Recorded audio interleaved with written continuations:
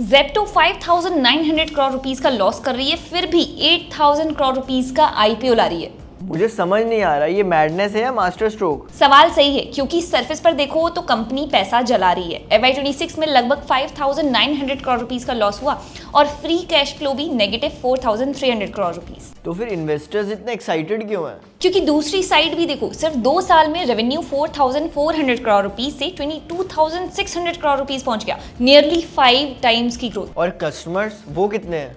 1 करोड़ से बढ़कर हो गए लगभग 4.8 करोड़। ग्रोथ इंप्रेसिव है, लेकिन इनके लॉसेस भी तो बढ़ रहे हैं। हाँ, लेकिन ट्विस्ट यहाँ है, हर ऑर्डर पर इकोनॉमिक्स इंप्रूव हो रही है।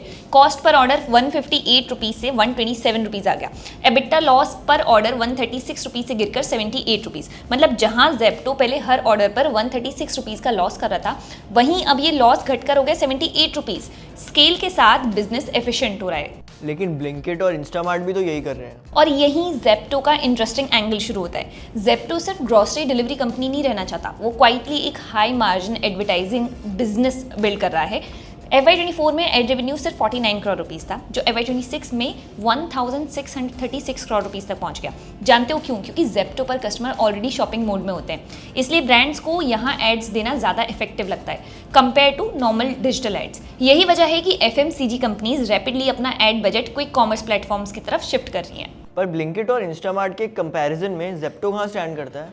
ब्लिंकिट मार्केट का लीडर है, इंस्टामार्ट स्विगी इकोसिस्टम का एडवांटेज यूज करता है। जेप्टो का एज है faster growth, increasing user base और high margin ad business. Growth तो लग रही है, लेकिन बिजनेस में बिगेस्ट चैलेंज क्या है? लॉसेस अभी भी मैसिव है, कैश बर्न हाई है, कंपटीशन ब्रूटल है, प्रॉफिटेबिलिटी अभी गारंटीड नहीं है। तो क्या जेप्टो सक्सेसफुल आईपीओ स्टोरी बन पाएगा? आपको क्या लगता है, क्या क्विक कॉमर्स नेक्स्ट डेकेड में परमानेंट एंड डोमिनेंट पार्ट बन पाएगा?